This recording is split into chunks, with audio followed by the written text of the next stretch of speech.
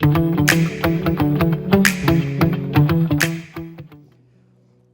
ወንጌል ምዕራፍ 11 ላይ ቁጥር 10-30 ጌታ ኢየሱስ ክርስቶስ ከተናገረው ክፍል እናነሳለን። ሉቃስ ወንጌል ምዕራፍ 11 ቁጥር 30 ነቢዩ ዮናስ ለነነዌ ከተማ ሰዎች ምልክትን እንደነበረ እንዲሁ የሰው ልጅ ለዚህ ትውልድ ምልክት ይሆናል። የማነበው በ1997 ትርጉም ነው። ጌታ ኢየሱስ ክርስቶስ በጣም ካነሳቸው ሰዎች መካከል አንዱ ዮናስ ነው። ስለ ዮናስ ስናስብ በሁላችን ልብ ውስጥ በጣም ሲምፕል ነው የምናስታውሰው ነው። እስቲ ዮናስን ያስታውስ አይደል? የዮናስ ታሪክ በጣም ከሚታወቁ ታሪኮች አንዱ ነው። መቼም አገልጋይነት ቀላል አይደለም። ለብዙ ሰዎች ቀላል ሊመስላቸው ይችላል። አገልጋይነት ከሰዎች ጋር መጋፈጥ ነው። ወንጌልም ሲሰበክ የመጀመሪያው ከሰዎች ጋር መጋፈጥ ነው። ደቀ መዝሙር ማድረግም ከሰዎች ጋር መጋፈጥ ነው። ከሰው መንፈስ ጋር መጋፈጥ ነው። ከአጋንንቶች ጋር መጋፈጥ ነው። ምክንያቱም የሰው መንፈስ ቀላል አይደለም። እግዚአብሔርን ተፈታትነዋል። ጌታ ኢየሱስን ተፈታትነዋል። ደቀ መዛሙርትን ተፈታትነዋል። መንፈሳዊ ዓለም በጣም አስፈሪ ዓለም ነው። ጳውሎስ በአንደኛ ቆሮንቶስ ምዕራፍ 10 ላይ ከቁጥር 1 ጀምሮ እስከ 12 ስትመለከቱ አባቶቻችን ከግብፅ ምድር ወጡ ይላል። ቆሮንቶስ ሰዎች 50 ለሚገመቱ ምናልባት ለነዛ ሰዎች ምን ይነግራቸዋል? አባቶቻችን ከግብፅ ምድር ወጡ፣ ይከተላቸው ከነበረው አለት ጠጥተዋል፣ ያም ማለት ክርስቶስ ነበረ ይላል። ክርስቶስ ምን ይላቸው ነበር? ይከተላቸው ነበር ይልና በሚበዙት እግዚአብሔር ደስ አላለውም፣ በምድረ በዳ ወድቀዋል ይላል። በእግዚአብሔር መንግስት ውስጥ በጣም ትንሽ ሰው መዳን የተለመደ ነው። ለምሳሌ ከግብፅ ስንት ሺህ የሚገመት እግረኛ ወጥቷል? 600 ሺህ የሚገመት ወጥቷል። ስንት ሰው ገባ? ስንት? 2። ከ600 ሺህ እግረኛ ስንት ሰው? 2 በምድረ በዳ ወደቁ ነው የሚለው። እግዚአብሔርን ማድመጥ በጣም ጠቃሚ ነው። አሜን። ይሄ እውነታ ያለው እውነት ነው። ኖህ እግዚአብሔር ኖህን ሲልከው ትልቅ ኢንቨስትመንት ነው እግዚአብሔር የሰጠው። ህንፃ ተቋራጩ አቶ ኖህ ነው። የመርከቡ የህንፃው የሚሰራው መርከብ ባለቤት እግዚአብሔር አምላካችን ነው። ዶክተር ስላየሁ ደስ ብሎኛል በጣም ተባረክ። አንተን በጣም ማስብበት ብዙ ነገር ስላለ ልባርክ ግድ ነው በስብከቴ ባህል። እግዚአብሔር ይባርክ። በእኔ ህይወት ውስጥ አሻራ ያለው ሰው ስለሆነ ነው በመከራዬ ዘመን ላይ። ሃሌሉያ። ጳውሎስም ቢኖር እንደዛ ነው፣ በመሃል ይጽፋል። አሜን። እና ኖህ መርከቡን ሲሰራ ማለት ነው። መርከብ መስራት ለማንኛችንም ቀላል ነው የሚመስለው። ኑሮውን ትቶ ትዳሩን ትቶ በእግዚአብሔር ዓላማ ላይ ሲኖር ሰው ሁሉ ይዝናና ነበር። የሙሉ ወንጌል ቸርች አባላት ይዝናኑ ነበር በዛ ወቅት ማለት ነው። ከመሪው ጀምሮ እስከ ምናምን ይዝናኑ ነበር እንደ ማለት ነው። ቃሊቲ ሙሉ ወንጌል ሊወክል ላይወክል ይችላል አልልም። እስቲ ለማንኛውም ግን በኖህ ያ ሁሉ ልፋት ስንት ሰው ገባ?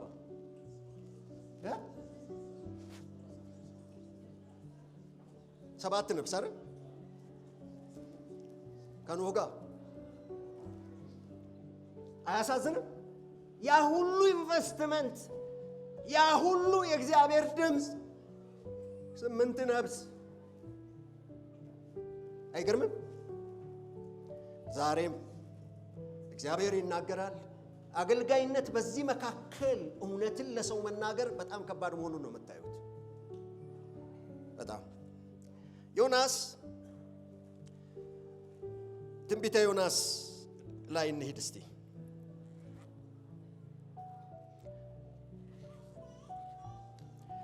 ግን የሚገርማችሁ ነገር ጳውሎስ ጌታችን ኢየሱስ ክርስቶስ ስለ ዮናስ ሲያነሳ 2 ቦታ ላይ ዮናስን በጣም በሚገርም መልኩ አንስቶታል።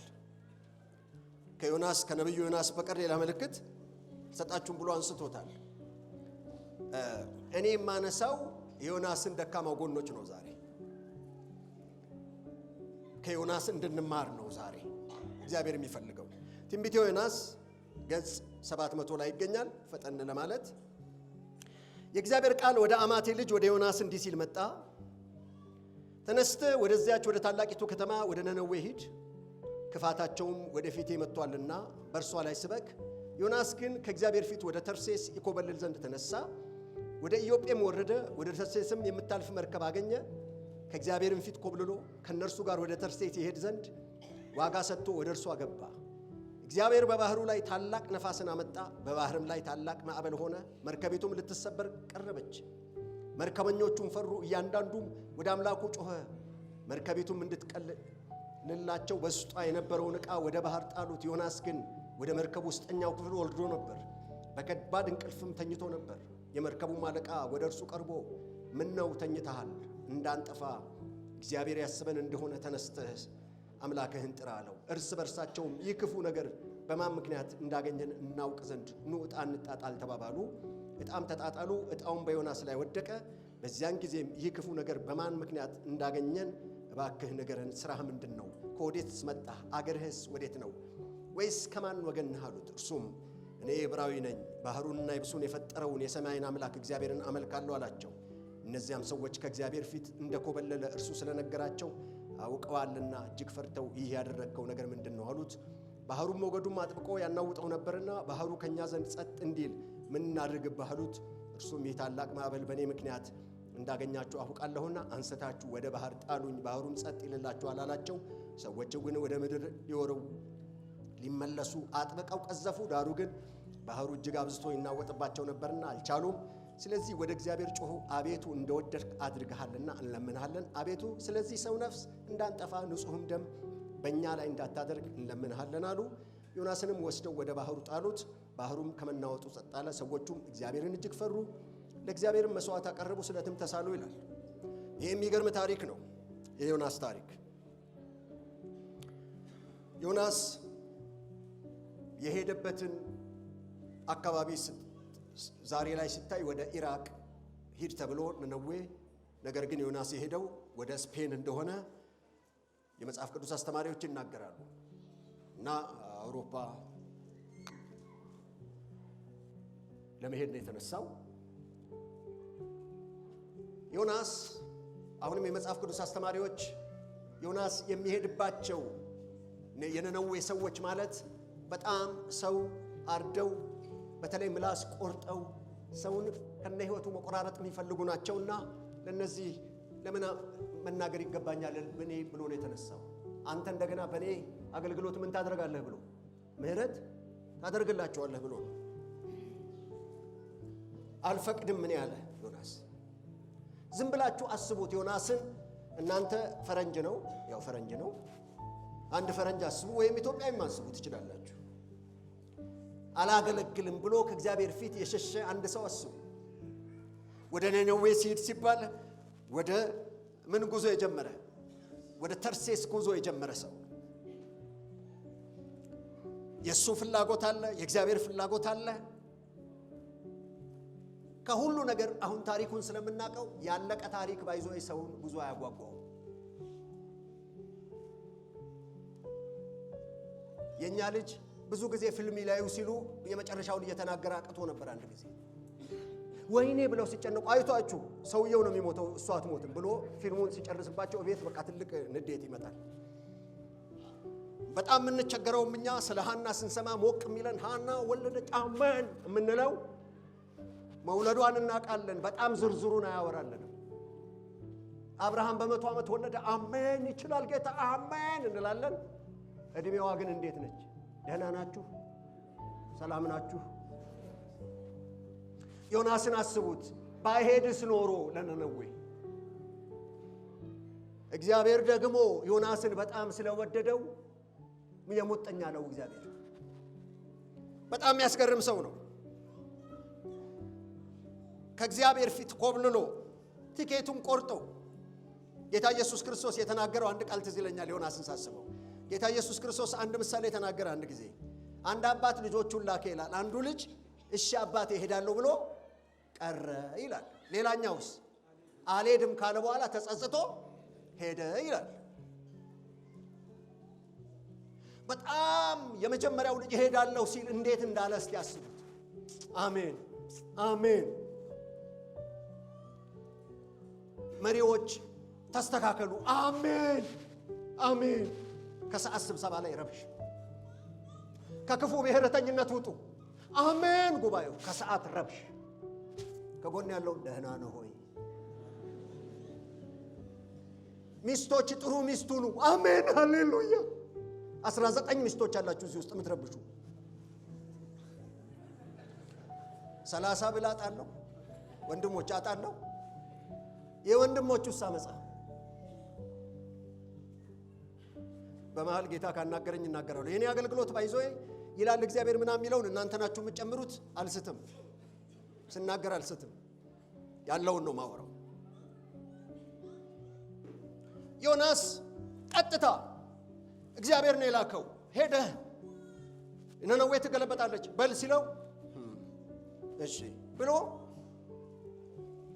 በድሬዳዋ መስመር ሲገባው በጎጃም መስመር ሄዶ ቲኬቱን ቆርጦ ሸንቀጥ ብሎ ሻንጣውን ይዞ ብሎ በሌላ አነጋገር ለኢትዮጵያዊ ለማና አባቱ ብዬ ደረጀ ሙላቱ ኮሜንተሪ የኔ ነው የኔ ትርጉም ሄደ። በጣም የሚያስገርመው ተኛ። እስቲ ተኛ በሉ። ይዘምራል እኮ የእግዚአብሔር መልእክት የተወ ቁጭ ያለ አገልጋይ ነው። ዘመኑን የፈጀ አገልጋይ ነው። ሽማግሌ ነው። መሪ ነው። የሙሉ ወንጌል መሪ ነው። ጸጥ ያለ 40 ዓመት የተኛ ሰውዬ የሚዘምር በሰላም እተኛለሁ አንቀላፋለሁ። ሰው ሁሉ ይወደዋል። ኮብልሎ ለሙሉ ወንጌል አመፃ ዋና ምክንያት ሆኖ ለቸርቿ መቆርቆዝ አጋንንት ለማስወጣት ቀጠና 2 እንድትልቅ ያደረጋት እሱ ሆኖ ስም ብቻ የተሸከመ ማለት ነው። በመተኛቱ አናምንም። እስቲ በሰው መተኛት አላምንም የሚል ይተባበር ከኔ ጋር። ለነገሩ ምን ሰርተን የተኛ ነው? አንዳንዶቻችን እኮ ያለን ገንዘብ የሚገርም ነው። ብቻህን ነው የምትግጠው የምትበላው። አቤት ሰላምህ! ድሮ ካላካፈልክ ምን ልትሆን ነው? አምጣ ነበር ያለህ እግዚአብሔር። ሄደህ ስጥ ነበር ያለህ። አትሰጥም። የኃይለ ሥላሴ የአያትህን ካፖርት ሁሉ ቤት ታስቀምጣላችሁ። ስትሞቱ ራሱ ቤተሰባችሁ አይሰጥም ልብስ፣ እንኳን በህይወት እያላችሁ። የጌታ ድምፅ ነው። ግን አላሁ አክበር ልትሉ ነው ታዲያ እንዴ? አላሁ አክበር ስትሉ ነው እንዴ ምናምነው? መሞታችሁን ዛሬ ነግራችኋለሁ። የምድሪቱ አገልጋይ በብዛት ነነዌ ሂድ ሲባል የት ሄደ ነው? ጠርሴስ። ፊታችሁ ያስፈራል። እናንተ ህዝቡን ትፈራላችሁ። 5 ስንት ዓመት ነው ሽማግሌ ምርጫ? ስንት ዓመት? 4 ወይ ካልሞታችሁ ስለማትወርዱ የሚያባርራችሁ የለም።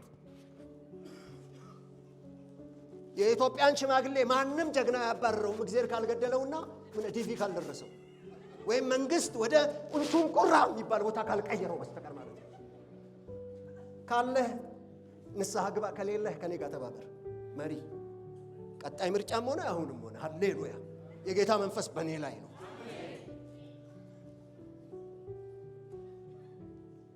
ሰው የምናምነው በእንቅልፉ ባለባበሱ ሞገሱ ድንቡሼ አያረጅም እኮ እሱ። ኃጢአተኛ የ100 ዓመት ሆኖት ኃጢአተኛ ይሆናል ተብሎ ተጽፏል። የስንት ዓመት ሆኖት? የ100 ዓመት ሆኖት። ዮናስ ለጥ ለምድሪቱ መጎስቆል ለጦርነቷ ለምናምኗ ምክንያት የሆኑ ሰዎች ሞልተዋል ቸርች ውስጥ። ለክፉ ብሔረተኝነት ለአመፃ ምክንያት የሆኑ ወላሂ ቢሉ ተገላግለን ነበር አይሉ። ኢየሱስ ጌታ ነው የሚሉት። ከጎን ያለውን ደህና ነው ሆይ በሉልኝ። ክፉ ባሎች ከሰይጣን የሚበልጡ አሉ። ቢሞቱ የማይለወጡ ለ10 ምናምን ዓመት የማይለወጡ አለህ።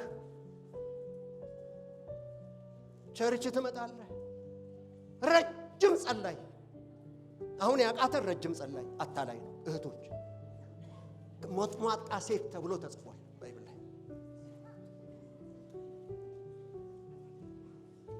ላውጣው አለ ታውቃለህ አይደል? በቃ አንተ ገደገፍከኝ። በቃ ከጠበኛ ሴት ጋር ይላል ባይብል በአንድ ቤት ውስጥ ከመኖር በሚያፈስ ቤት ውስጥ መኖር ይሻላል። ጠብ ሲል ጠብ እሱ ይሻላል። ከምን አይነት ሴት? ከጠበኛ ነነዌ ትታ ባሏን መውደድ ትታ ባሏን ማክበር ትታ በአያቷ መንፈስ የምትመራ ማለት ነው። የተኛች ምዘምር። አንድ ወንድም ከሚስቴ ጋር ስንጣላ መዝሙር ክልክል ነው አለ። ምክንያቱም ትዘምራለች አለ። ማንም የለኝ ከኢየሱስ በላይ ስትል እኔም ዘምራለሁ አለ። ተገዙ ታዘዙ ጀምራለሁ።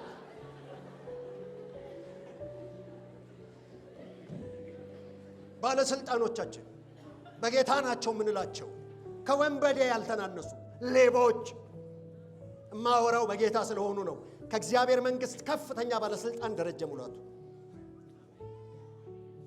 ሌባ ባለስልጣኖች፣ ለሀገር መፍትሄ የማይሆኑ ወደ ነነዌ ሄዱ ብሎ መንግስትም ህዝብ መርጧቸው ወደ ተርሴሳቸው ወደ ጉቦን እንጀነታቸው ይሄዱ ይለወጣሉ ብለህ ወደ ባህር ወደ ቂሊንጦ ካልጣልናቸው በቀር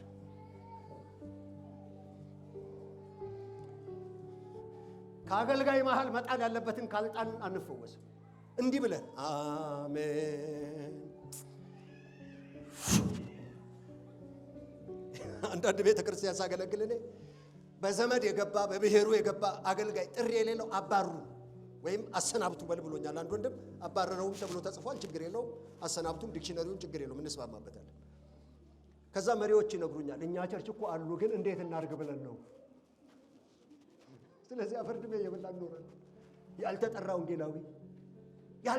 ወንጌላዊ ይባላል እንጂ አንድ ሰው ይዞ መጥቶ ማያውቅ ወንጀላዊ፣ የቸርች ወንጀለኛ። የጌታ መንፈስ በእኔ ላይ ነው። መናወጥ የማይረብሸው ጥፋተኛ። በጣም ከባድ እኮ ነው። እስቲ መናወጥ የማይረብሸው ጥፋተኛ በሏል። አንተ አያስፈራም? ምንም አይረብሸው። ኩዋ ሲል 40 ዓመታችን የምን ወንጌል ልናከብር ነው እሚል በደርግ ጊዜ መከራ ስለተቀበለ የሚኮራ የረብሻው ምክንያት ግን እሱ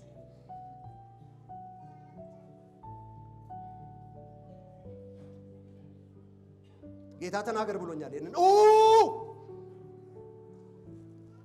ምንም የማይመስለው ሰላማዊ ሰውየው አሉ ጅብ እየጎተታቸው አሉ እግሩን እየበላው ምንድን ነው የሚቆረጠመው ሲባላሉ አይዟችሁ ጅብ ነው ብሏል። እረፍቱ ባለመናወጥ ውስጥ የተቀመጠ እረፍትን መመርመር አለብን። እስኪ ልጅ ያሳደጋችሁ ጌታ ይባርካችሁ። አንዳንዴ ሽንቱ እስከ ወገብ ደርሶ ልጁ ተኝቶ ትዝ አይላችሁ አይደል? እሱ ብቻ ነው እናንተ ራሱ እስከ ወገባችሁ አይደል? ስትነቁ ወደ ሳሎን እንደው ዘና ብላችሁ ትመጣላችሁ።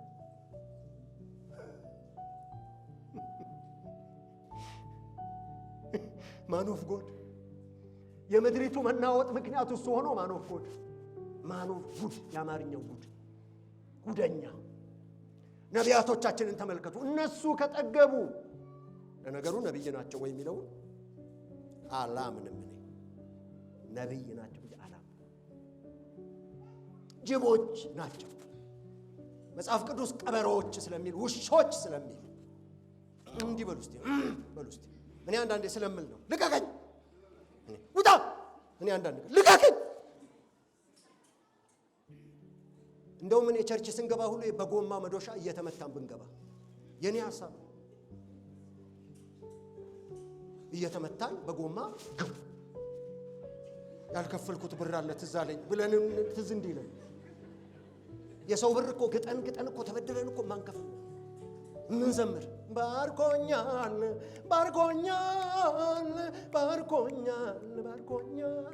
እጭ ይሄ ደግሞ ወዳ ክፍል ብሎ ይነዘንዘኛል። ባርኮኛል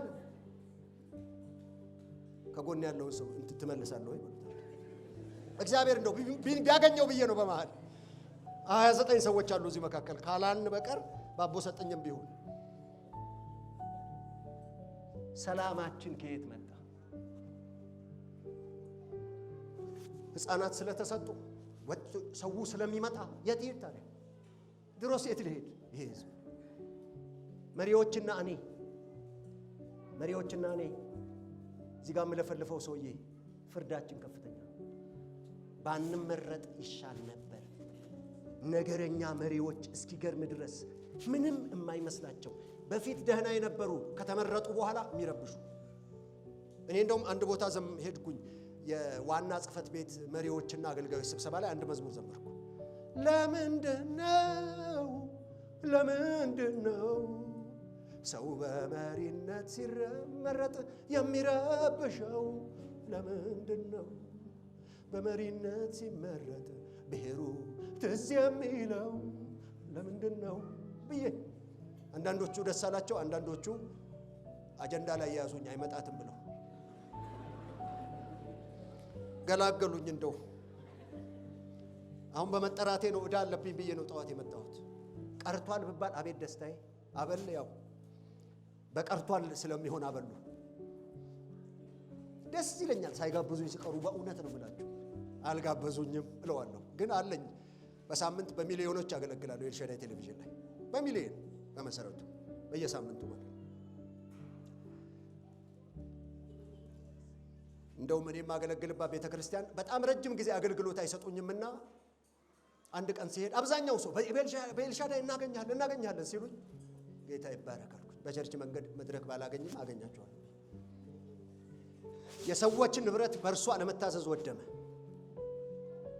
ባይዘወይ የልጁ የኢየሱስ ክርስቶስ ደም ከኃጢአት ሁሉ ያነጻል። በመሃል መልእክቱ ይሄ ስለሆነ ነው ዛሬ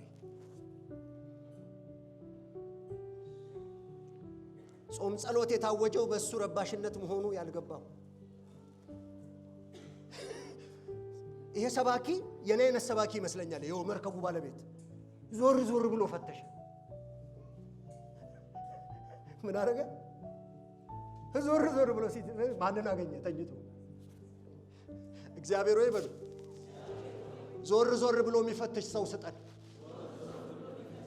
አገልጋይ ራሱ እውነት የሚናገር ይስጠን። ከቻላችሁ እውነት ተናጋሪን ማንበሽበሽ። አሜን። እድሜው እንዲረዝም ሃሌሉያ። መንግስት ራሱ እኮ ቢያውቅበት እውነት ተናጋሪዎችን በስነ ስርዓት መቀለብ አለበት። ይጠቅሙታል። አሜን።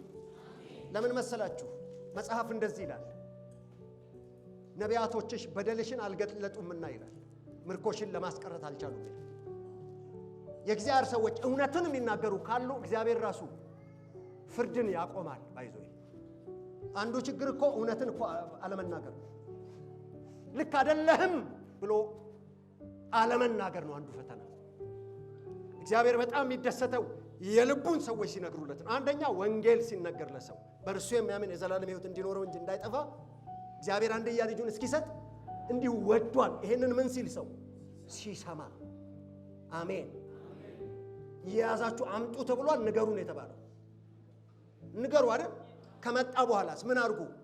ደቀ መዝሙር አድርጉ።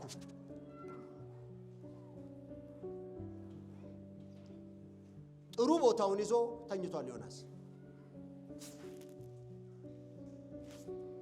ሲናገር ስራውን፣ አምላኩን፣ አምላኪነቱን በሙሉ ልብ የተናገረ ኮብ ላይ ዮናስ ጌታ ይባርከው ወደ ባህር ምን በሉኝ ብሏል። እስቲ ቤት ስትገቡ ባልና ሚስት ሰውየው አስፈሪ ካልሆነ ጸልያችሁ፣ እህቶች ወይም ወንድሞች ጸልያችሁ በእኔ ስብከት ምክንያት በዘነዘና እንዳትመቱ እንጣልህ ወይስ ጸባይ ትገዛለህ ብላችሁ ቤት ጠይቁ። እስቲ ከጎን ያለውን ግን በሉት፣ እንጣልህ ወይስ እንዴት ነው? ምርመራ፣ ጠቅላላ ምርመራ ታረጋለህ ወይስ እንጣልህ በጸሎት? ለነገሩ ሚስቶቻችን በጸሎት ይጥሉናል። ባይዘ ወይ የተጣለ ባል እኮ ብዙ ነው። በሌላ ሰው ሚስት እንትን የሚል እንዲህ የሚል ለነገሩ የእሷንም አታውቅም። አንድ ሰው እያሉ በህይወት ዘመን የሚቆጨህ ምንድነው ሲባል አናስገባም ሰርገኛ የተባለ ቀን አለመመለስ ብሎ አላሉ። ብዙ ጴንጤ ነው እንደዛ ያለው። እና ሚስቶቻችን ጥለውን እንዳይሆን ጸልዩ ባሎች። በጸሎት ጌታ ሆይ ለልጆቹ ብቻ ስትል አኑረው እንጂ ቀጥቅጥልኝ የተባለ ተቀጥቃጭ ባሎች ተጥለናል እንጂ አላወቅነውም። ተጥለናል እንዲሁ እንደተንተከተክ ሜዳ ላይ እንዳወራን በኢየሱስ የምትጨነቁ 18 ሰዎች የምትጨነቅበትን ማናቅ የተጣለ ባል የተጣለች ሚስት የተጣለች ሚስት ማለት አንተም ብዬ እንጂ ጥርሷን ነበር ማወልቃት የሚልሽ ማለት ነው። ጌታን ብቻ ፈርቶ ቤት ያስቀመጠሽ ማለት ነው። እንዳትታመሚ ብሎ ያልነገረሽ ከነገረኛነትሽ ጥልቀት ካለማክበርሽ ብዛት እሱን ከመርሳትሽ የተነሳ ጥሎሻል ከልቡ ወደ ባህር ውስጥ። ጌታን ስለሚፈራ ብቻ አብሮሽ ይኖራል። ኢየሱስ ጌታ ነው እያለ ሞኝ ነሽ አንቺ ሞኝ ነሽ። አንጨርጭረሽ ልትገይው ደርሰሻል። ሰምተሻል? ምንም አይናገርሽም። ታውቂያለሽ ጠባይሽም። እኛ ቤት አንዴ ከተነሳብን አንመለስም ትያለሽ። 98 ሰዎች አላችሁ ማለት አለብኝ። የጌታ ድምፅ ነው። በጣም የሚገርሙ ሚስቶች ማለት ነው። ብዙ ነገር ካለፉ በኋላ ባሎቻቸውን የሚንቁ ፍቺ በእኛ መካከል የመኝታውን ፈተና ተወውሱ።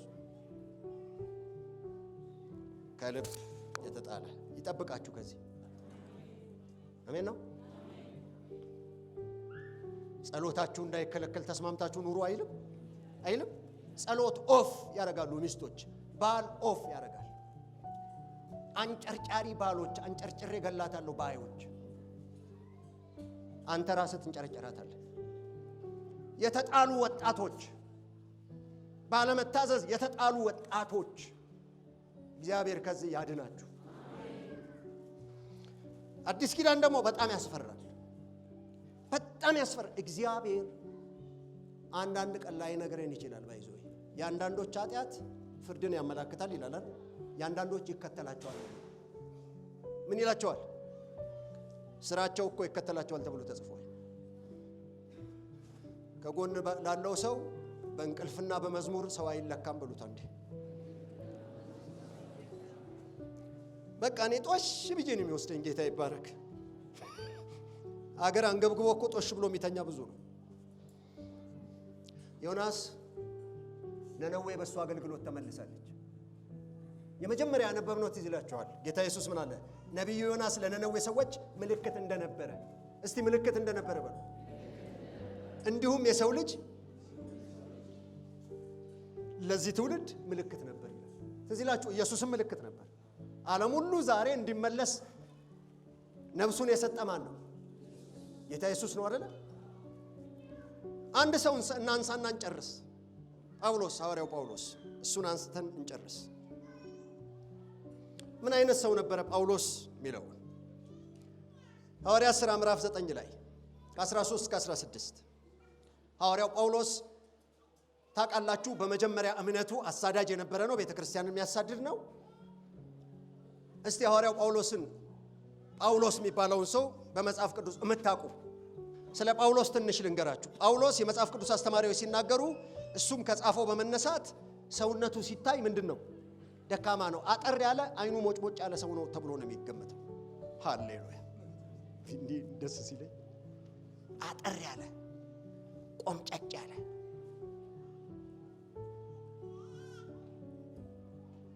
ያላማ ሰው። አሜን። ሁሌ እጅግ የፍቅር ሰው። ጳውሎስን ለምንድን ነው የምትወደው? ፓስተር ለምንድን ነው የምትወደው? ሙሉ ታሪኩን ስላገኘህ አይደል? አንድም ጳውሎስ ደግ አይደል? የማያጭበረብር አይደል? ጳውሎስ ሙሉ ህይወቱ ስለተገለጠ ሰው ሁሉ ይወደዋል። እኔ ትንሽ ስለ ራሴ ባወራ ይደብራችኋል። ጳውሎስስ ደበና አድርጎ ስለ ራሱ። ሃሌሉያ! እኛ አሁን የኖርነውን ስንሰብክ ስንዘምር አቤት የሚጠላን ሰው። አሁን እኔን ስለኔ መረጃ ብትጠይቁ ደረጀ ሙላቱ ማለት አንድ ሰው እንደዚህ ያለኝ አንተን ሳስብህ ሁሌ ትዝ የሚለኝ በፊት የነበረው ኮማንድ ፖስት ነው አለ። 4 ካሴት አለኝ። 4ቱ ሙሉ ተክሳጽ አይደለም፣ 80% የአምልኮ መዝሙር ነው። ከዘርነው እንጀራ ሲጠፋ ቃል በልተን ያደር ነው ያልኩት እንጀራ ክቧ እንጀራ ጠፍታ ነው። ስለኔስ ግን የሚያውቀው ለቤተሰቡ አንድ በጣም የሀብታም ልጅ ስለሆነ ነው ቆፍጠን ብሎ የሚናገረው ይላሉ። ልክ ናቸው። ለሱ አንድ ነኝ፣ ሀብታም ነው። ሃሌ እኛ ቤት ግን 8 ነን። አንዷ በህይወት የለችም። 6ቱ ቤት አላቸው። የሞተችው ልጆች ሁሉ ቤት አላቸው። እኔም ቤት ጌታ ገዝቶልኛል። አሜን። ለኔ የሚገዛልኝ በየወሩ ነው። እነሱ የ90 ዓመት ልጅ ነው የገዙት። የራሳቸው ካርታ አላቸው። እኔ በየወሩ ገዛለሁ። ጌታ ይባረክ። ጀሞ ነው የምኖረው። ከደበረኝ እዚህ ሰፈር መጣለሁ። እያዟዟሪ ያኖረኛል። ሃሌሉያ። ኮሪደር ልማት ያፈርሰዋል አያፈርሰው የሚል ስጋት የለብኝም። ሲፈርስ ሌላ ቦታ እየሄድኩ ነው።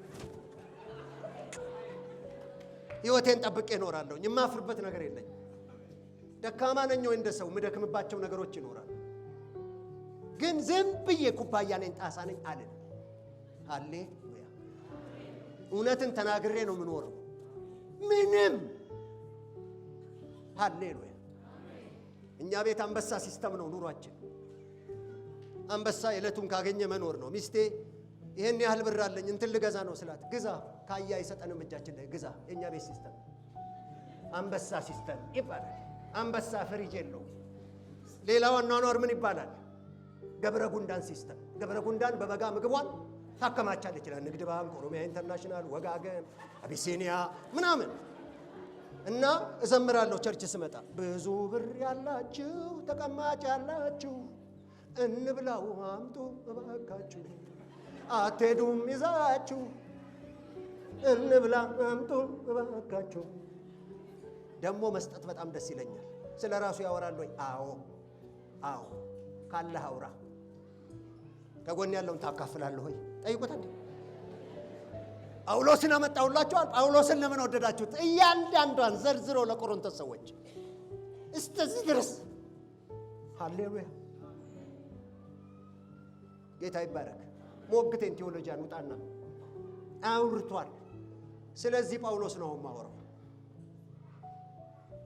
ጳውሎስ እኛንን የምንወደው እንጂ በወቅቱ አልተወደደም። እነ ጴጥሮስን ሳይቀር ሞግቶ የቆመ ነው። ወንጌል ለኛ ጸንቶ እስኪደርስ እነ ጴጥሮስ አንድ ሰሞን ኦሮሞ ሲያዩ ወደ ኦሮሞ፣ አማራ ሲያዩ ወደ አማራ አይነት ፖለቲክስ ሲጫወቱ ጳውሎስ አልተጫወተም። የኛ ብሔር የኛ ዘር አልተጫወተም። ጳውሎስ ከጎን ያለውን ደህና ነው ሆይ ይሄ ቤት በሉት ከብሔር ብሔረሰብ ሰው የተዋጀበት ነው። ከነገድ ከቋንቋ የተዋጀበት ነው። ቻይናዊም ይመጣል በሉት እዚህ እና እዚህ ውስጥ ፖለቲካ አትችልም በሉት። በሩ ያውልህ ፖለቲካ ከፈለኩ ውጣ በሉት። ሃሌሉያ። ያልደበረው አሜን። እስቲ አሜን። ጮሆ ይልቀቀው አሜን። የስ ሃሌሉያ። ደረጀ ሙላቱ ከእግዚአብሔር መንግሥት ከፍተኛ ባለስልጣን ከጀርባ የማይታዩ ጥበቃው ጓዶች አሉት። አንዱ ጥበቃዬ በአንዴ 180 ሺህ ይደፋል። ጌታ ይባረክ። ሃሌሉያ ሃሌሉያ። ኢየሱስ ጌታ። ጳውሎስ ሐዋርያት ሥራ ምዕራፍ 9 ሐናንያ ግን እንዲህ ሲል መለሰ፣ ጌታ ሆይ ይህ ሰው በኢየሩሳሌም በሚኖሩ ምዕመናንህ ላይ ብዙ ክፉ ነገር ማድረጉን ከብዙዎች ሰምቻለሁ። እዚህም ስምህን የሚጠሩትን ሁሉ ለማሰር ከካህናት አለቆች ሥልጣን ተቀብሏል። ጌታም ሐናንያን እንዲህ አለው፣ እርሱ ስሜን ለአረማውያን ለነገሥታትና ለእስራኤል ሰዎች የሚያሳውቅ የኔ ምርጥ መሳሪያ ስለሆነ ወደ እርሱ ሂድ፣ ስለ እኔ ምን ያህል ብዙ መከራ እንደሚቀበል እገልጥለታለሁ። ጳውሎስን ምን አለው እግዚአብሔር? እርሱ ስሜን ለአረማውያን ለነገሥታት ለእስራኤል ሰዎች አሜን፣ ለሙሉ ወንጌል ሰዎች አሜን፣ የሚያሳውቅ ባሪያዬ ነው። ባለስልጣን የለ፣ ባለሰይጣን የለ፣ ባለምን የለ። ምን የሚያደርግ ነው? የሚሰብክ ነው። እናንተ የተከበራችሁ የጌታ አገልጋዮች፣ እናንተ የእግዚአብሔር አገልጋዮች ናችሁ። መሪዎች አሁን አገር ዘይት ሲሸጥ እናንተ ዝም ስትሉ ነው። አላየሁም ዘይት እዚህ በዘይት የመጸለይ ስልጣን ለማን ተሰጠ? አዲስ ኪዳን ብቸኛው ለማን? ለቤተ ክርስቲያን ሽማግሌዎች። አሁን እናንተ የቤተ ክርስቲያን ሽማግሌን እስቲ አጸለያችሁ የምታውቁ የምትሄዱት ከፍተኛ ስልጣን ግን በምኖች እጅ አለ? በመሪዎች እጅ አለ።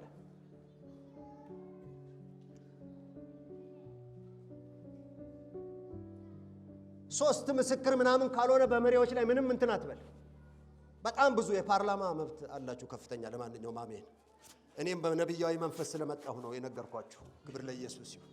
የተከበራችሁ ናችሁ። አሜን ሃሌሉያ። እቺን በር በእናንተና በጌታ ፈቃድ ነው የምትታለፈው። በመሰረቱ የመዝጋት የመክፈት መብት አላችሁ ማለት መድረካችሁ። ከወደዳችሁኝ በመቀጠለው መጣለው እንደማለት ነው በቅንፍ ውስጥ። አዋ እግዚአብሔር በሰው ፈቃድ ስለሚሰራ ማለት ነው። እና ጳውሎስ የቆሮንቶስን ቤተክርስቲያን የመሰረተው እሱ ነው። ግን ሐሰተኞችና ነባር ሐዋርያት ጭምር ደብዳቤ የለህም በማለት ከቆሮንቶስ ቤተክርስቲያን ከጫወታ ውጭ ያደረጉት ነው። ምን ባላት ቸርች በመሰረታት ሀብታሞች አሉ፣ ከአይሁድ የመጡ ከአሕዛብ የመጡ አሉ። በሁለት ደብዳቤ በአንደኛ ቆሮንቶስና በሁለተኛ ቆሮንቶስ ደብዳቤ ቸርቿን በቁጥጥር ስር አድርጓል። የእግዚአብሔርን እውነት ለማገልገል ማለት ነው። እና ይነግራቸዋል። ስለሱ ክፋት ተወርቷል። ጳውሎስ እርም ካየ መናገር ነው ስራው። ሐዋርያት ሥራ አንደኛ ቆሮንቶስ ምዕራፍ 5 ላይ የአባቱ ሚስት ያገባ አንድ ሰው ተገኝቶ ነበር። ምን ያደረገ? የአባቱ ሚስት ያገባ ነው። ቸርች ዝም ብለዋለች። የቆሮንቶስ ቸርች ዝም ስትለው ጳውሎስ ይሄን ሰው አለ፣ ይሄን ያልታዘዘውን ሰው ለሰይጣን አሳልፋችሁ ስጡት። እኔ በመንፈስ ከናንተ ጋር ሆኜ በዚህ ሰው ላይ ፈርጄበታለሁ አለ። ለቤተ ክርስቲያን ጤንነት በእውነት የኖረ ሰው ነው። ወደ ተላከበት የሚሄድ ነው። ለደካሞች ከልብ የሚደክም ሰው፣ የመጥፋት ጉዳይ ግድ የሚለው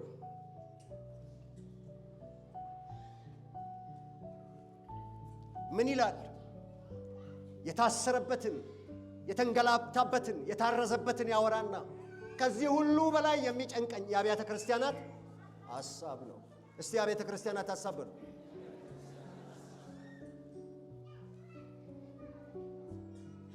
ያውም መመካት ከፈለገ መመካት የሚችል ሰው ነው።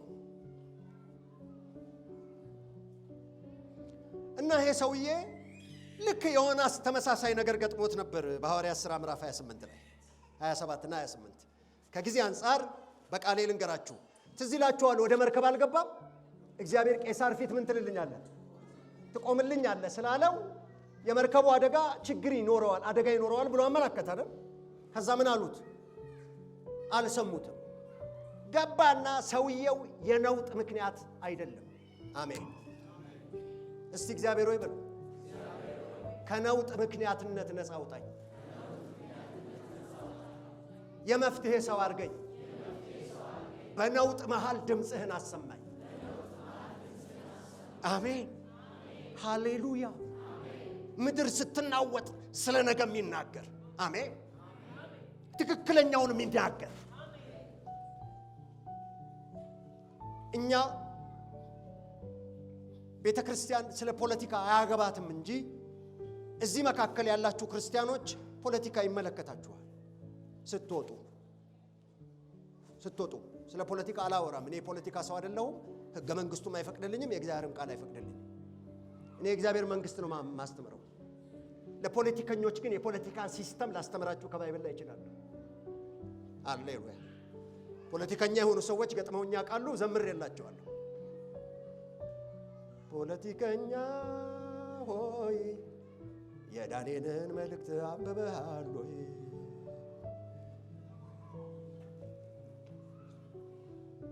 በእግዚአብሔር ሲነካ ፖለቲከኛ ሆይ ቂሊንጦን ትፈራለህ ወይ? ቤተ ክርስቲያን ስትነካ ፖለቲከኛ ሆይ ለፖለቲካ ታደላለህ ወይ ሚናህን ለይ። ምክንያቱም ተጠየቁ ብዙ ሰዎች ከክርስትናህና ከፖለቲካ የቱ ይበልጣል ሲባሉ ፖለቲካ ብለዋል። ከጎን ያለውንስ ከብሔርህና ከክርስትናህ የቱ ይበልጣል በሉታል። ጥናት ተጠንቶ አሳፋሪ ነገር ነው የመጣው። ብሔሬ ይበልጣል የሚለው በስቷል። አይ ጌታ ታናግረኛለሁ። በሰላም ወደ ቤታችን እንደምንገባ የተረጋገጠ ነው። እድሜ ረጅም ነው ብሎኛል ጌታ ስሙ ይባረክ። መርከቡ ተናወጠ። ሲናወጥ ይነግራቸዋል። እናንተ ሰዎች ቀድሞም ስንነሳ ነግሬያችሁ ነበር፣ እምቢ ብላችሁ ነው ወደዚህ ነገር ውስጥ የመጣ ነው። አሁን ግን አንዳች ነፍስ እንደማጠፋ እግዚአብሔር ይናገረኛል አላቸው። አሜን። ዕቃቸውን ጣሉ አላጣሉም? እንደ ዮናስ እስቲ ዕቃ ተጥሏል በሉ። ዮናስን ስናስታውስ የሰዎቹ ዕቃ ተመልሷል። በዮናስ ምክንያት የከሰሩትን አግኝተዋል። ጳውሎስ ግን በመኖሩ ብቻ ያደረገውን አንብበን እንጨርሳለን። ሐዋርያት ሥራ 28 ከ7 እስከ 10 ቶሎ ብዬ ላንብበው። በ1997 ትርጉም፣ በአዲሱ መደበኛ ትርጉም። በዚያም በነበርንበት ስፍራ አጠገብ የደሴቲቱ ገዢ የፑፕሊዩስ መሬት ነበር። ይህ ሰው በቤቱ ተቀብለውን 3 ቀን በጥሩ ሁኔታ አስተናገደን። በዚያን ጊዜ የፑፕሊዩስ አባት ትኩሳትና ተቅማጥ ይዞት ታሞ ተኝቶ ነበር። ጳውሎስ ወደ እርሱ ገብቶ ጸለየለት፣ እጁንም ጫንና ፈወሰው። ይህ ከሆነ በኋላ በደሴቲቱ የሚኖሩት ሌሎች በሽተኞች መጡና ተፈወሱ። ሰዎቹ ብዙ ስጦታ አመልጡልን፣ አክብሮታቸውንም ገለጡልን። በመርከብ ለመሄድ በተነሳንም ጊዜ የሚያስፈልገንን ሁሉ በመርከብ ላይ ጫኑልን።